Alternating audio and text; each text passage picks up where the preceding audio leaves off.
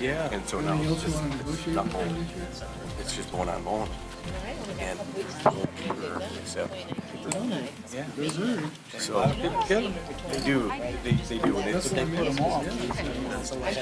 and then when they do it, they say, I don't know why I put it off so long. I like hindsight the best. Like 20 or 25 years. I'm sure you were. Trying to put it off. All right, everybody. Yeah. So we've got a little bit different of an evening this evening.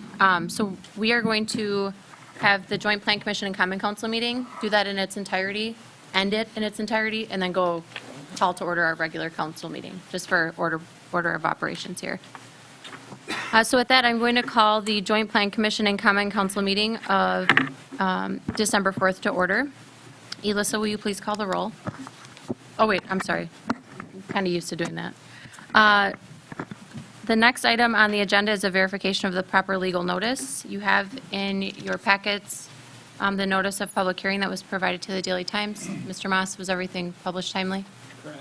There was the affidavit of publication, and it was on November 1st, 30 days, more than 30 days before this event, which is what was required for this meeting. Okay, thank you. Next is a presentation of the proposed comp plan by Vanderwall. I will turn it over to you, gentlemen. Hello, my name is Ben Rohr. My colleague Mike Slavny, we're with Vanderwall and Associates. We've been working with the city, with the Plan Commission and the council for the past year on this project, and we're happy to be here today to present the final draft of the comprehensive plan. As you know, the comprehensive plan needs to be updated every 10 years according to state statutes. So this will satisfy that requirement with adoption today. In your packets should be a packet of materials that briefly outlines the complete timeline of this process. Many of you in this room are familiar with it. Just wanted to reiterate that we did several different forms of public participation throughout this process. Gathered over 100 comments from citizens or residents of Watertown through various means, attending public events, holding workshops, holding focus groups, and went back and forth with staff for about 8 months in this iterative process to form the document that you have in front of you. And then more recently, the past 4 months or so, we've worked with the Plan Commission to really hone in and focus on what the end document looks like. We held a joint meeting similar to this one here today on October 14th, where we went through the draft and went through a lot of the changes, a lot of the data and trends. So I won't repeat that here today, but we did go through that at that meeting. I did want to highlight on the next page, following that schedule, is the comments that we received from the October 14th meeting and how we addressed each one of those within the document itself. Those comments were specifically related to addressing budgeting projections, bonding projections in some capacity within the plan. So we addressed that in a couple of different instances. Also, Public Works, there's a project table that we were working on for several months. It didn't make it into that last iteration, but it did make it into this version. And that table was on page 97. Most of the projects and things called out within that table were already addressed somewhere else in the plan. This was more of a summarizing table to really help make it more user-friendly. And then finally, the economic development team was identified as something within the economic development chapter and then also the implementation chapter, but we flushed it out a little bit and explained what that group might look like and what it might focus on. And that addresses really the big major comments that we heard at the last meeting. So I appreciate all of the time and effort that everyone here in this room helped us make this document as great as it can be. A lot of people spent a lot more time than previous iterations of this plan really fine-tuning the details, and I think it really shows. And I think this is a document that you can all be proud of. Thank you.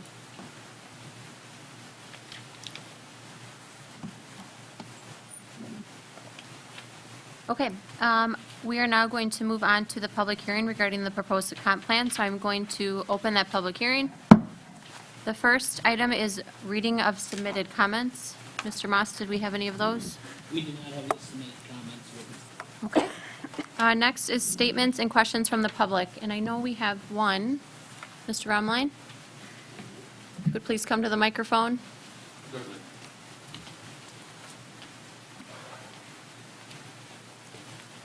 Now, I'm working from draft 2, so I don't have the corrections that are in draft anything subsequent to that. This is a really well-done plan, and, you know, before we get into it, I'm going to talk about the critical infrastructure pieces as it relates to the city.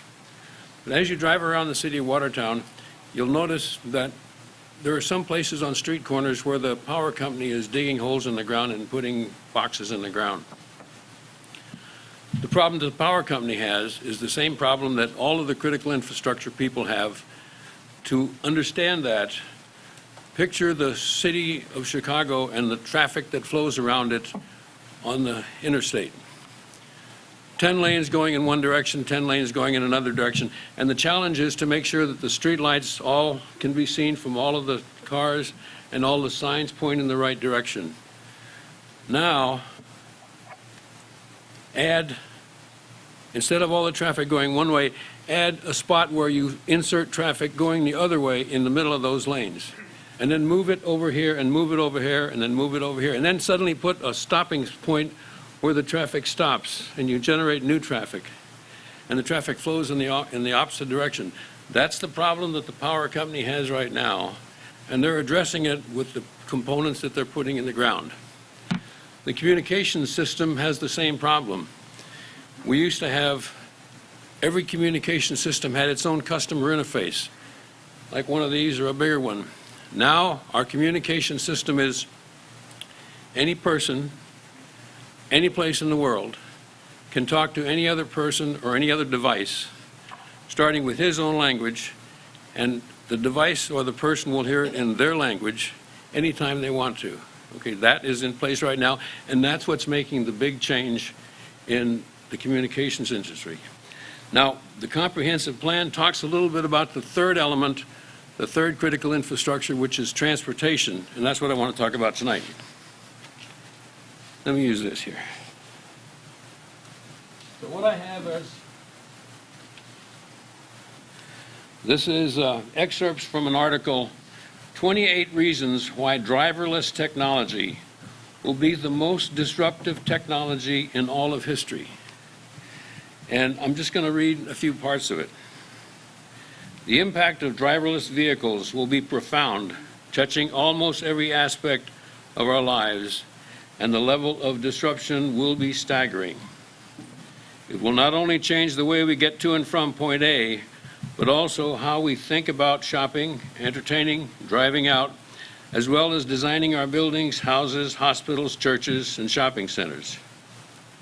It will shift how we manage our businesses, how we schedule our time, how we interact with our friends, and most of all, how we should invest in our money and our infrastructure.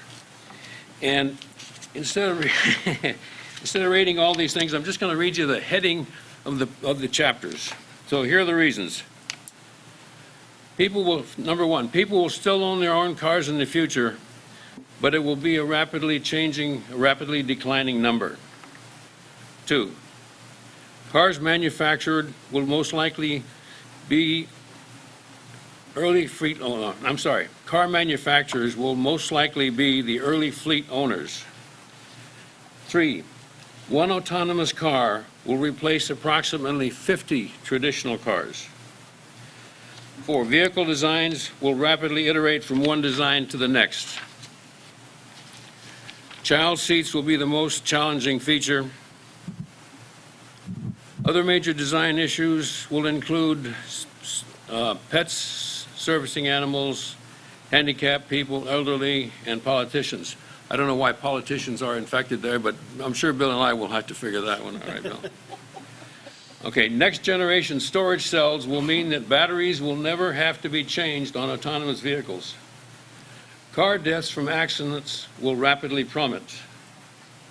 We currently spend over $500 billion a year repairing people from car accidents. How will autonomous cars affect retail? This one, I'm going to just read you the paragraph.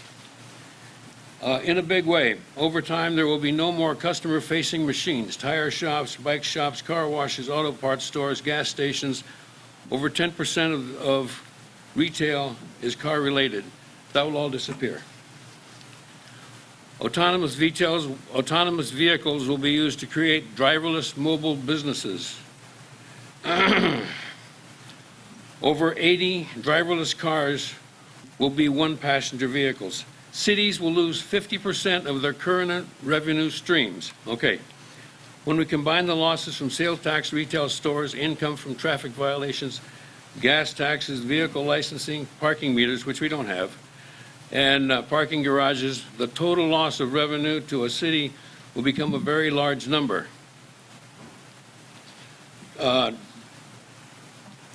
Driverless tech will likely trigger a city's pension crisis. We will reach peak demand of oil by 2040. And in there, once we reach the peak demand of oil, streaming from surges in wind, solar, and nuclear will start to plummet. Driverless tech will hasten the shift to electric cars. Okay, location will no longer matter. Over 5 million acres of parking lot will soon become available for redevelopment. Owning a car will soon become very expensive. Roughly 25% of today's jobs will disappear as a result of autonomous vehicles. So over the next 2 decades, driverless technologies will either directly or indirectly be responsible for the loss of 25% of all of today's jobs. But that's only the part of the story.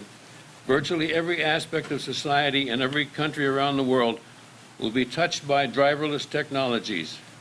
And the vast majority of this is destined to improve our global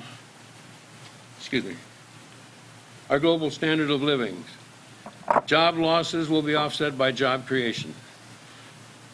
The automobile insurance industry will dwindle to a fraction of its current size. The number of taxis, truck drivers will drop to eventually zero.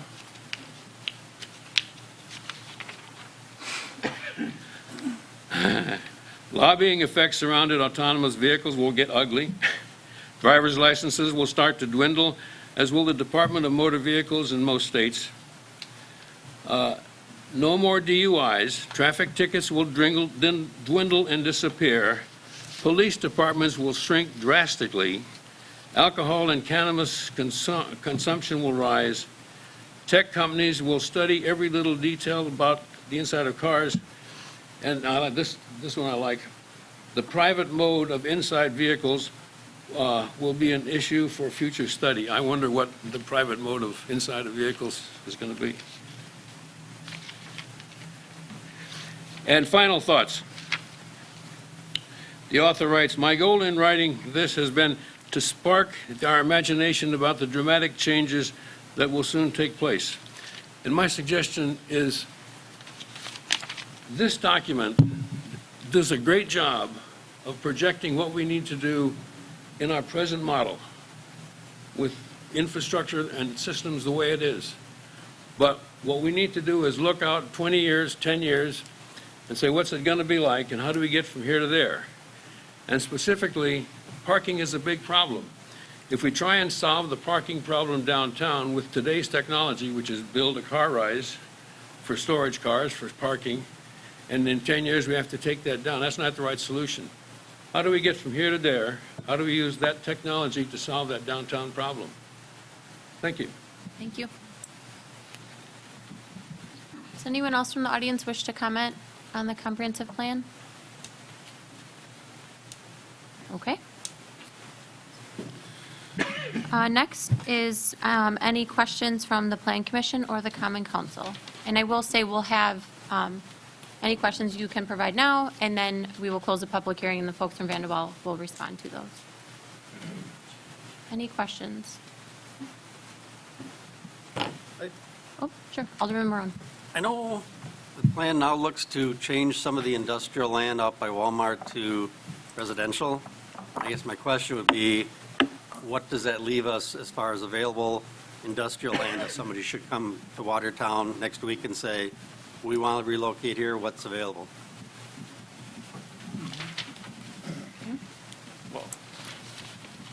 That's a good question. I think the most fundamental change in terms of land use planning in the comprehensive plan is the designation of several hundred acres for light industrial development on parts of the Bethesda property,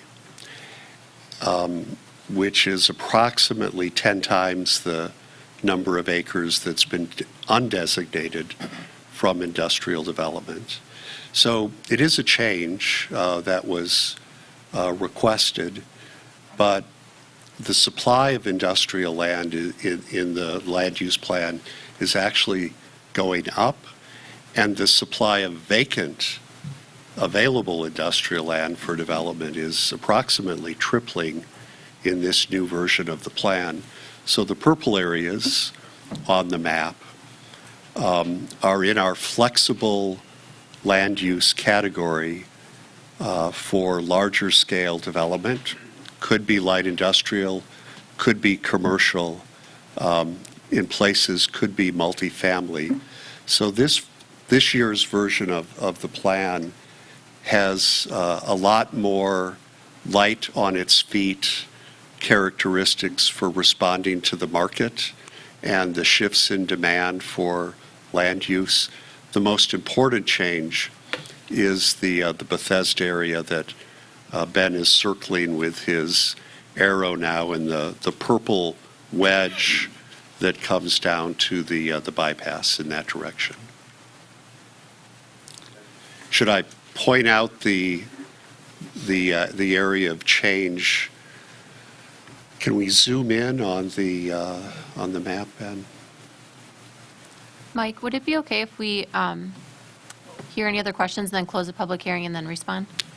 Oh, okay, sure. Would that be okay? It's just how we have it agenda'd, so I'm going to make sure we stick to that. Sorry. Any other questions from the Plan Commission or the council?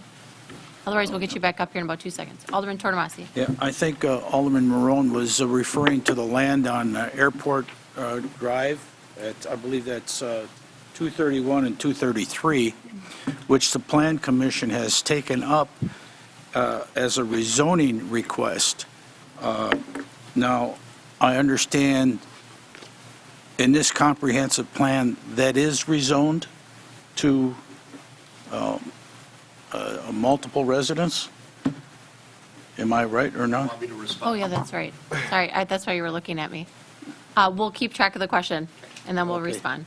It's just how we agenda'd it, so I want to make sure we stick to that. Any other questions? Okay. All right, with that, I'm going to close the public hearing. And Mr. Slavny. Well, it's an important question because the state of Wisconsin has a detailed law for planning. And the most important part of that law is not that you have to update the plan every 10 years. It's that your zoning decisions have to be consistent with this map. So just as a reminder, this is not the zoning map. It's what the zoning map will grow up to be over time. And the changes to the zoning map that you're mentioning, in order for those to be consistent with the comprehensive plan needed to be amended to show that property for multifamily development, or in fact, you can't change the zoning map. So this page in the plan in particular is really important because it has to be followed. One way that this version of this map won't have to be changed so often is these purple areas and the yellow stippled areas both allow a wide variety of land uses. The yellow stippled area allow a wide variety of residential uses, and you get to pick which are the right residential uses through your zoning map decisions. And you can see the pie pieces that we have that relate to those flexible colors. The purple category allows a wide variety of large-scale development, typically industrial or commercial or agricultural services would be the most common. So, if I take out my crystal ball and try to guess exactly where the apartments are going to go and exactly where the single family and the commercial versus the industrial, I'll be wrong. Maybe I'll be right 75% of the time, but I'll be wrong. And then you'll have to amend the plan 3 months from now. So these flexible categories allow you the same degree of control through your zoning map decisions that come from the Plan Commission and then go to the Common Council, but you don't have to come back and change the plan every time you get a request. You haven't lost any control, but you've gained a lot more flexibility. And I think this is a really good example of one of the ways that that works. So thank you. Any follow-up questions about that? Well, I guess it means that the request for rezoning is still pertinent. It's still on the table, and it's up to the Planning Commission at this point. Right, but under the old map, the current map, until you adopt the new plan, your hands are tied because it shows that property for industrial and not residential. Under the new map, you get to make a policy decision when you make your zoning, when you have your zoning hearing. So again, this is an example exactly of what we were trying to accomplish without having to come back and change the plan. Okay, thank you. Okay. Next is just general discussion of the proposed comp plan by the council or members of the Plan Commission.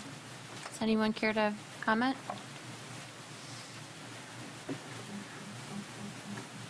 Okay. Next item on the agenda is the Plan Commission consideration of the resolution recommending the comp plan to the Common Council. For members of the Plan Commission, that resolution is in your packets, and I would look for a motion. I will move the resolution. Motion by Board, seconded by I will second it. Olenichek. Any comments? All those in favor, please say aye. Aye. Opposed? Okay, thank you. With that, I would look for a motion to adjourn the Plan Commission and Common Council meeting. I'll make a motion to adjourn the Plan Commission. Motion by Olenichek, seconded by Holloway. All those in favor, please say aye. Aye. Aye. Opposed? Okay, we are adjourned. We are going to wait until 7:30 to start the Common Council meeting, so just a few minutes, just because that's the time that adjourned both the joint Common Council Plan Commission.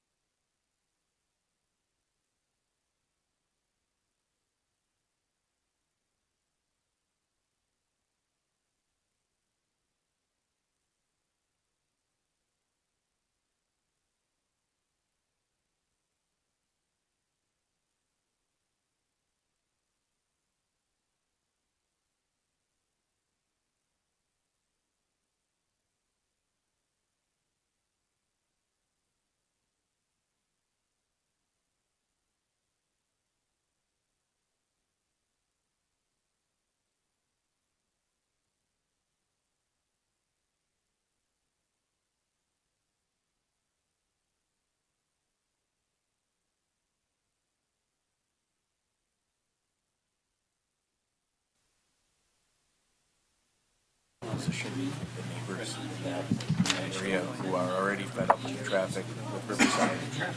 It's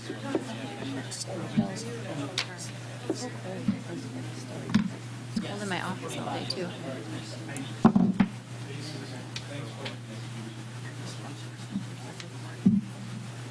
It's actually below the cemetery. Now this, Yeah, right. right, so it gets all that water. Yeah.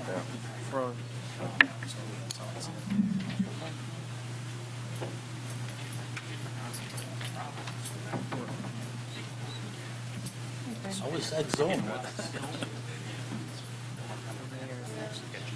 Thank you for getting, Yeah. But I just, like, Good? let's just say there was no issue, and they plopped it right there. What do you think it would do for that traffic, especially before and after school, when you add YMCA traffic to Riverside?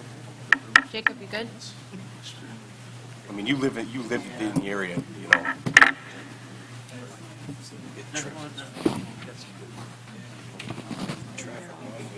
The bypass on 16 down. No, it doesn't get off there. There's no, Oh, that's right, there is Doesn't none. get You have off. to go under it. Okay. I am going to call the Wednesday, December 4th Common Council meeting to order. Elissa, will you please call the roll? Butler, here. Tortomasi, Here. Britton, Here. Larson, Here. Holthouse, Here.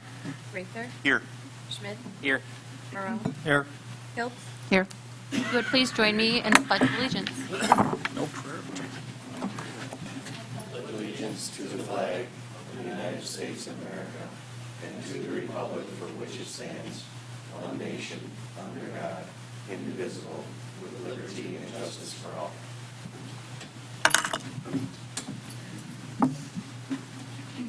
Okay. The next item on our agenda is the minutes of the council meeting from November 19th. Any questions or comments on those? Next is comments and suggestions from citizens present. I don't think there's anything in there.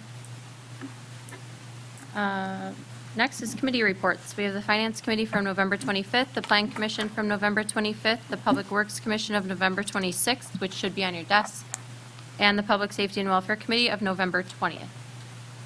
Any comments or questions on any of these minutes? Okay. Next is communications and recommendations. There is an appointment of Greg Meyer to the Zoning Board of Appeals for a partial term, filling the position held by Peter Lehman. I would recommend your appointment. Thank you. Motion by Rather, seconded by Marone. Any comments? Elissa? Rather, Aye. Schmidt, Aye. Marone, Aye. Hiltz, Aye. Ludler, Aye. Tortomasi, Aye. Britton, Aye. Larson, Aye. Holthouse, Aye. Next is new business. We have one item here, and it is an update on the Katy Street building occupants. The city attorney has requested this topic. Thanks, Mayor. So it is, I asked the mayor to place this on the agenda because it is such a rarity that the council gives me an assignment of something to complete. So I wanted to make sure that I was responsive and providing information to you all on the status of this. And I apologize, I'm a little sick. So I have not completed the lease yet, and I wanted to tell you why. As alluded to at the last meeting, there are some issues with the zoning as far as operating basically a personal storage facility out of that particular zoning that requires the owner to apply for a conditional use permit. Sometimes the conditional use permit has some requirements that go along with it, and I wanted to see what the CUP came out as with those conditions so I could roll those into the lease if the CUP was approved. So that is why I have not, there isn't a lease before you, and I have not presented a lease to Public Works, and I wanted to make sure that everyone was aware of why that reason was. And as an aside, and I know we all agree on this, so I'm probably preaching to the choir here, but consistency is very important. And we as a government entity should not exempt ourselves from our own zoning requirements. We first of all, we can't do that. And second of all, we shouldn't. And as a prosecutor for the building code and zoning violations throughout the city of Watertown, I tell everyone that we treat everyone the same, no matter who they are, who they know, anything like that. I tell them we treat everyone the same as a city. And I do not want to go down the path of saying, well, it's our building, we can exempt ourselves from our own zoning requirements. No, that's not what we should do. So that's why the CUP process has to be followed. We have to comply with our zoning.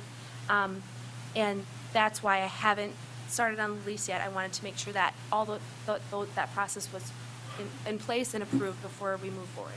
So with that, I did ask that this be placed on the agenda. If there are any questions, Mr. Moss, seated to my left, is obviously the zoning administrator and can answer the specifics as far as the application process. If anybody has any questions in that nature, we can definitely be helpful in that regard. Alderman Mother. Is there a fee that goes along with that? Yes, there is a fee, but the city or the plan commission can waive the fee for city business under the Chapter 550, and we have done that in the past. But it has to come before the plan commission, before the conditional use permit comes before them, so that the application can come in with the waiver. So there needs to be a request to the Plan Commission first? Yes, by the city, yes. For a waiver of fees. Any, Alderman Tortomasi? Two things. I understand they are operating as they had before, normally. They're putting things in and out of that building today? Oh, I see Randy is left. I don't know that, I don't know if Jacob can comment to that. I cannot comment. I know, I can't say as of today, but I know that Randy Franks has said, they're still in the building. Okay. So I'm unaware of any change. And the second question is, there was, on Public Works, talked about rekeying those buildings, which I think is a very good idea. And are we moving forward with that? Alderman Marone? Yeah, I had directed Randy Franks to get the pricing and get that done ASAP. At this time, we don't know the costs. It's going to be split between police, fire, public works. I know the proposed tenant out there had offered to pay in the past to do that, but without a contract and a lease in place, I don't think we can have somebody else paying for that at this point. But it was definitely a priority to get that section of secure storage. Thank you. I can provide a factual update to that today. We do not, we have a city employee that does some rekeying of some of our buildings, and they are on an assignment that is weather permitting for the next couple of weeks. So I have asked for them to revisit that to see if there's any way we can make that happen sooner, and if not, that we'll be soliciting outside quotes. Any other questions or comments with this? Yes, Mr. Mulder. Yeah, one follow-up question to the CUP. So that goes before the Plan Commission. Correct. Can that be denied? Sure. And if it can be denied, where would that leave the AMVETs? Okay, so it can be denied. How we deny it is, it's pretty regulated now by the state under 2017 Act 243 of the Wisconsin State Assembly, or the Wisconsin State Legislature. We can only deny it if there's verifiable proof or evidence that they cannot meet the regulations for that use. They have to provide substantial evidence that they can, and if they cannot, then we have to deny it. And if the Plan Commission does deny it, then they can appeal through the Zoning Board of Appeals in that manner. And then but again, they have to prove a hardship on that. And if they deny it, then it has to go through the circuit court system. And a hardship cannot be financial. Any other questions or comments? I guess the other question I would have is what are the steps now involved? Are we going to hold off on a lease until the CUP has been handled? Or what are the steps here? Rose? Sure. My position is, and again, I'm a bit of a purist as far as making sure that we're on the right track here. Basically, if we entered into a lease now, we would be entering into a lease for a function or a use of that property that, and I hesitate to say this, but essentially is illegal under our zoning code. Now, I'm not saying like murder somebody illegal, but not permitted under our zoning code. So until it's permitted, we can enter into it. Then I'm more comfortable as a city entering into a contract to move forward with that use. I just think that creates the less risk. Because what if, for some reason, and the CUP is not approved, then we've already entered into a contract to allow someone to do something that is not allowable under our code. And that would create quite frankly, a bit of a problem from an enforcement standpoint, in my opinion. It couldn't be limited subject to getting this. We could do that. However, if the CUP says, for example, a pretty normal restriction for something of this nature would be operating hours, or you can only operate between the hours of 9 a.m. and 5 p.m. or something like that. That sometimes happens with initial use permits. Well, then I'm going to have to go back and amend the lease to also mirror those conditions, because we would want to make sure that was part of the lease as well. Is that a fair? That's a common restriction, right? Can you think of any other ones, Mr. Mass?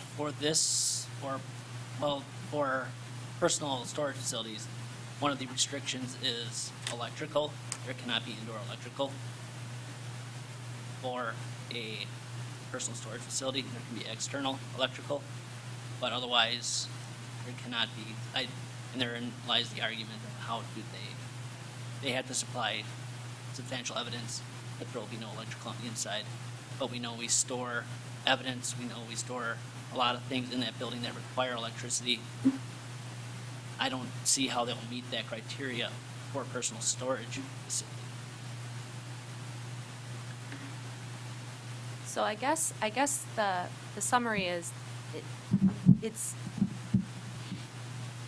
needs to go before Plan Commission, and they need to review it. Any other, Alderman Mother? At what point in time are they going to be required to purchase insurance? I was intending that to be a part of a condition of the lease, was my intent. Okay. And typically, for city-held property that we have leased in the past, or typical commercial leases that the city has done that I've reviewed from my records of the city attorney's office, is it's typically $1 million policy, aggregate. There are some instances where there's $2 million required. I would probably err on the side of $1 million for this particular type of lease. Mr. Mass? I would also like to just state that there is the overwhelming issue of that the city of Watertown is operating as an institution at that property, and as such, we're allowed to do by right public service and utilities, and that's defined under section 550-51E, and that pretty much gives the city, the state, or federal governments the ability to kind of gives us a default flexibility. That's why we could have a recycling center for ourselves out there, but we can't have a commercial type of activity, which is what is going on with AMVETs. So what we're doing is we're creating a new principal use at this property by having personal storage facility. It's not allowed as an accessory use. It's pretty much principally just a principal use, and so is public service and utilities. That one is not an accessory use. So then we have two uses that are principal uses at the property going on. And by our zoning code, we have to have a group development at that point in time. So that's another conditional use permit on top of the public or the personal storage facility under our zoning code. So there's two conditional use permits that would be required to operate not only what the city currently does out there, but what AMVets would be doing out there. Any other questions or comments? Okay, thank you for the update. Next is accounts payable. I move to approve accounts payable. Motion by Larson, seconded by I'll second it. Mudler. Any questions on the accounts? Alyssa? Larson, Aye. Holthouse, Aye. Rather, Aye. Schmidt, Aye. Marone, Aye. Pilks, Aye. Mutler, Aye. Tortomasi, Aye. Aye. Next is reports and miscellaneous business. You have the Airport Commission from November 13th, the Library Board of Trustees from October 3rd, 17th, and 25th, Park Recreation and Forestry Commission from November 4th, the payroll summaries from November 6th to 19th, the Site Plan Review Committee of November 25th, and the Zoning Board of Appeals from October 8th, and that is revised. Any comments or questions on any of these minutes? Okay.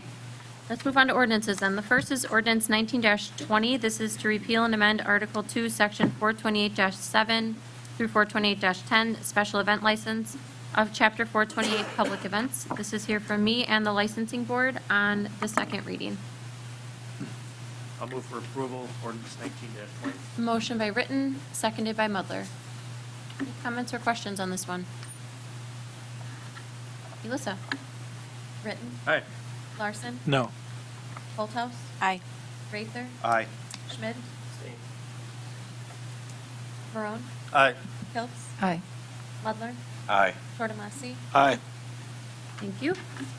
Next is ordinance 19-28. This is adopting the 2019 City of Watertown Comprehensive Plan with a positive recommendation.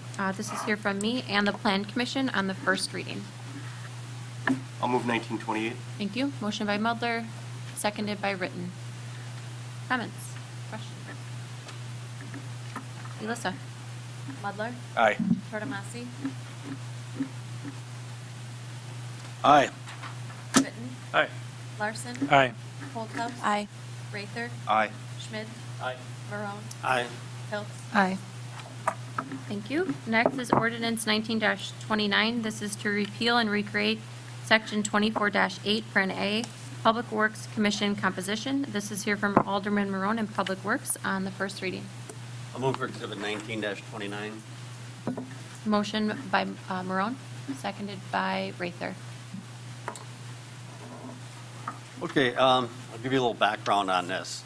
About a month or two ago, Rose had come across something in our city code that showed a different makeup for the Public Works Commission than what has been used for many years. And I kind of thought, how did this change? And if it had changed, why were we not following what was supposedly done? But what I found is there was an ordinance back in 2011,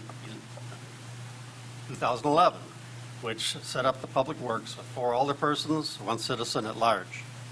And then also in the official city code, which was kept in the city clerk's office until 2016, it also showed the makeup of the Public Works Commission being 4 alderpersons, 1 member at large. And then in that section in 2016 is what was given to the folks that codified our city code.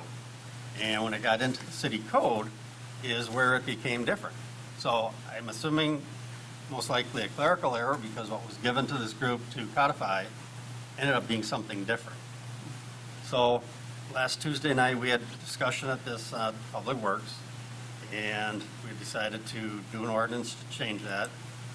And between a 3-hour meeting Tuesday night and, of course, Wednesday being the day before Thanksgiving at City Hall, we put together what is in your packets this evening.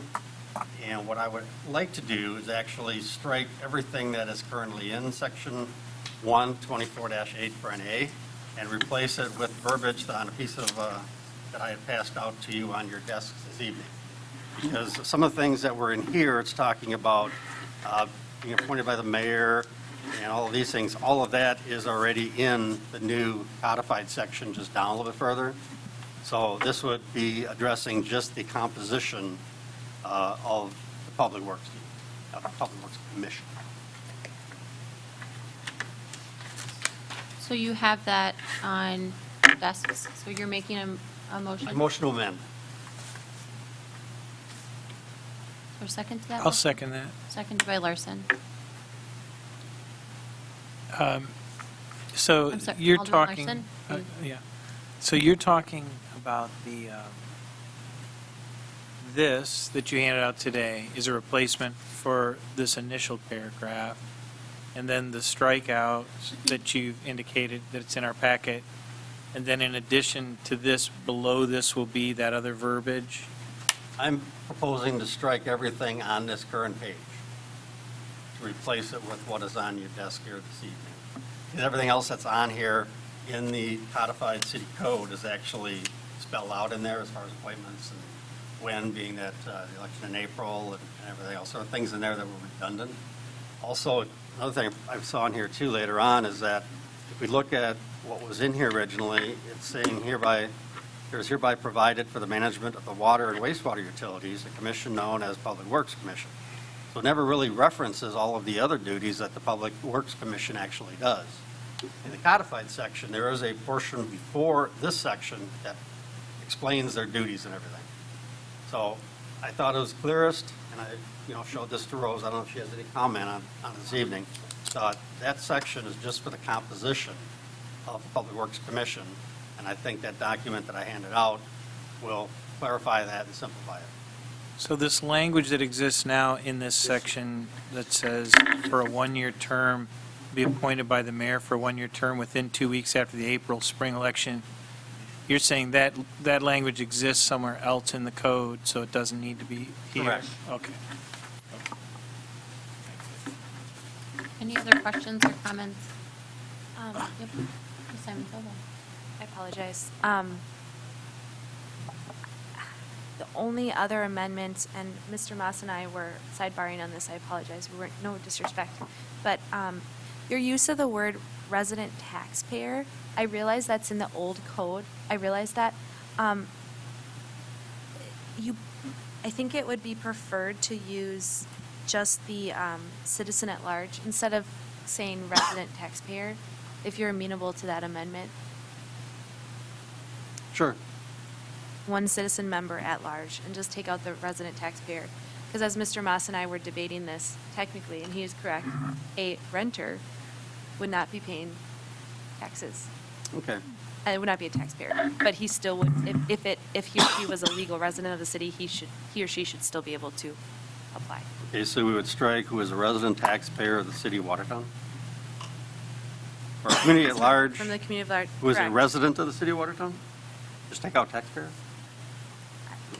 I mean, one citizen member basically speaks for itself, in my Okay. opinion. I mean, they have to be a citizen of Watertown, and if you're a citizen, your primary residence, step by definition under statute, is in the city of Watertown. Okay, so we just strike who is a resident taxpayer of the city of Watertown. Yes. Excuse me, Mayor, I'd like to make a motion that we send this back to Public Works and clean this up for the next meeting, and then we'll have the correct wording that you'd like. Is there an urgency on this at all? I don't know, No. probably can't get any simpler. I mean, it's been,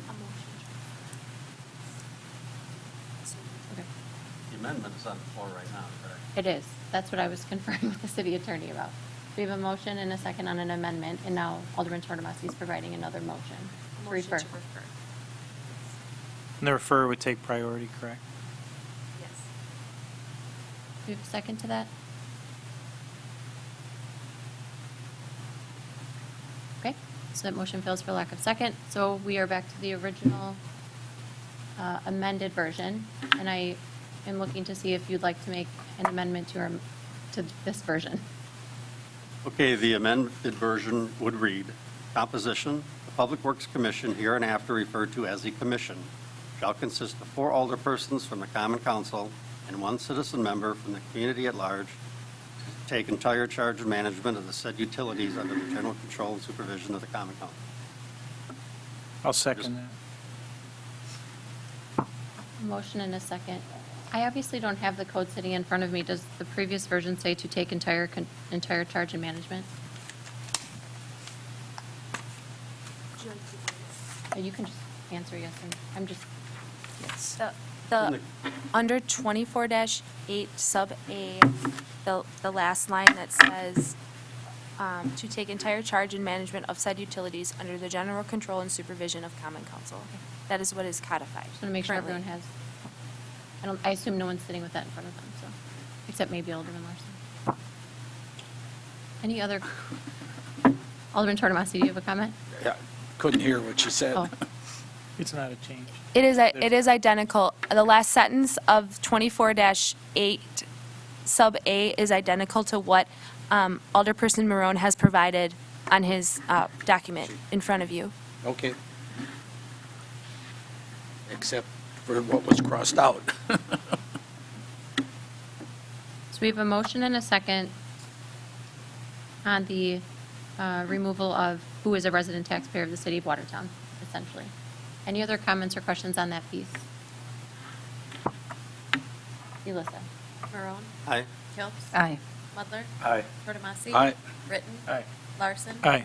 Holthouse? Aye. Rather? Aye. Schmidt?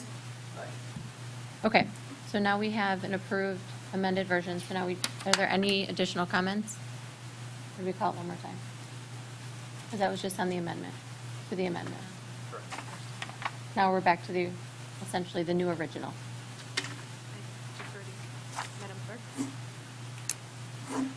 Yes. We just voted on the amendment to his amendment, and now we're at the amendment, the first one. So we need to, if there's no other comments, we need to do this one more time. Are there any other comments? Elissa? Marone? Aye. Kilps? Aye. Mudler? Aye. Tortomasi? Aye. Britton? Aye. Larson? Aye. Holthouse? Aye. Rather? Aye. Schmidt? Okay, thank you. Resolutions. The first is Exhibit 8902. This is to authorize entering into an option year contract with Passenger Transit for the shared ride taxi service. This is here from me and the Finance Committee. Could I ask one quick question, though? We passed the amendment onto the ordinance. Did that pass the ordinance? On the first reading. Oh, it Okay. didn't? We have to do 3 votes? We still have to vote now on the What I'm ordinance as thinking. amended. Let's do that one more time.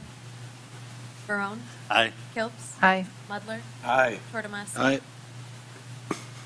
Sorry, Aye. Tortomasi? Aye. Britton? Aye. Larson? Aye. Holthouse? Aye. Rather? Aye. Schmidt? All right, thanks, Alderman Marone. Exhibits? Let me restate this one. Exhibit 8902 to authorize entering into an option year contract with Passenger Transit for the shared ride taxi service. I'll move 8902. Thank you. I'll Motion by second. Butler, seconded by Tortomasi. Any comments on this one? Just Alderman question Schmidt. and clarification for the taxi service. So it costs the city, do we pay out that $835,000 to the taxi service? Melissa? The bills that are received from passenger transit are offset by any fare revenue that they receive. So the transit system is largely funded by passenger revenue, federal grants, and state grants. There is an approximately $45,000 subsidy from the city towards that entire $800,000 and some change. But when you see the passenger transit bills on the accounts payable every month, you see a line for the total amount that passenger transit is charging the city for the service, and then you see an offset for the revenues, and we pay them later. Any other comments on this one? Melissa? Mudler? Aye. Tortomasi? Aye. Britton? Aye. Larson? Aye. Holthouse? Aye. Rather? Aye. Schmidt? No. Marone? Aye. Kilps? Aye. Next is Exhibit 8903. This is to authorize applying for a capital grant to fund fleet purchases for the shared ride taxi service. This is here from me and the Finance Committee. Move to approve. Motion by Tortomasi, seconded by Rather. Any questions or comments? Elissa? Tortomasi? Aye. Britton? Aye. Larson? Aye. Holthouse? Aye. Rather? Aye. Schmidt? Marone? Aye. Kilps? Aye. Mudler? Aye. Next is Exhibit 8904. This is to authorize executing a lease for shared ride taxi vehicles. This is here from me and the Finance Committee. I move to approve. Motion by Larson, seconded by Rather. Any question on this one? Comment? All those in favor, please say aye. Aye. Opposed? Thanks. Next is Exhibit 8905. This is authorizing applying for the operating grant from the Department of Transportation for the shared ride taxi service. This is also here from me and the Finance Committee. I'll move 8905. Motion by Butler, seconded by Rather. I really stared you down on that one. I respond. Any questions or comments? Elissa? Ludler? Ludler? Aye. Quartermassey? Aye. Britton? Aye. Larson? Aye. Holthouse? Aye. Rather? Aye. Schmid? Marone? Aye. Pilks? Aye. Next is Exhibit 8906. This is in support of the Jefferson County broadband expansion. I move to approve. Motion by Larson, seconded by Marone. Any questions or comments on this one? Alderman Tortomasi. Just nitpicking here, I think, is this the letter that you're going to send, the December 3rd letter?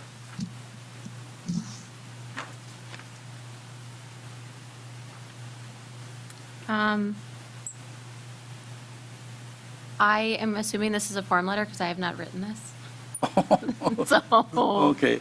I was just going to say, if the council approves this, I think it should say, the government of Watertown is supporting this effort, and not just the mayor. so switch out all the I's with, Yeah, yeah, this is, they did provide us these. right, okay. Because Thank you. County did the same thing. We can make that adjustment. Thank you. Are we good on that? Or do you want a motion to change the letter? I think the resolution is authorizing you to send a Send a letter. letter, but I think you can take under advisement the changes Okay. and make those. Very good. And I will do so. Elissa? Larson? Aye. Holthouse? Aye. Rather? Aye. Schmid? Aye. Marone? Aye. Pilks? Aye. Mudler? Aye. Quartermassey? Aye. Britton? Aye. Great, next is Exhibit 8907. This is to authorize the City of Watertown to be a secondary sponsor to the DOT 2020-2021 multimodal local supplement for the town of Watertown for Gypsy Road. This is here from me and the Finance Committee. 907. Thank you. Motion by Mudler, seconded by Britton. Any questions or comments on this one? All those in favor, please say aye. Aye. Opposed? Next is Exhibit 8908. This is to authorize selling street department items on the Wisconsin Surplus online auction site. And this is here from Alderman Marone and Public Works. Move for Exhibit 8908. Motion by Marone, seconded by Rather. Any comments or questions on this one? Elissa? Marone? Aye. Pilks? Aye. Mudler? Aye. Quartermassey? Aye. Britton? Aye. Larson? Aye. Holthouse? Aye. Rather? Aye. Schmid? Next is a chance for anyone in the gallery to comment. Before I look for a motion to adjourn, we're doing our annual holiday video, and Community Cable wants us all to look at the back of the room and say, "Happy Holidays," with some festive happiness. So we'll count that down in just a second. And then also, just as a reminder, December 26th at 4:30 is that really quick 5 or 10-minute annual end-of-the-year meeting. We have just enough. So no one email me the day of, please, and say you can't come, or the accounts are going to be in bad shape. We're counting you in. So, okay, I don't know what, Karen, are you walking out? If not, I will say she has the camera facing. Can they see me? They can see all of us. We have to- So just look at the back wall, and I, on the count of 3, wave and say Happy Holidays. Oh, or not on the count of 3. How about we all stay, and I'll look for a motion to adjourn. I'll motion by to adjourn. Rather, seconded by Marone. All those in favor, please say aye. Aye. Opposed? Now, no one move. Just for a second, please. Thank you, everybody. I mean, unless you don't want to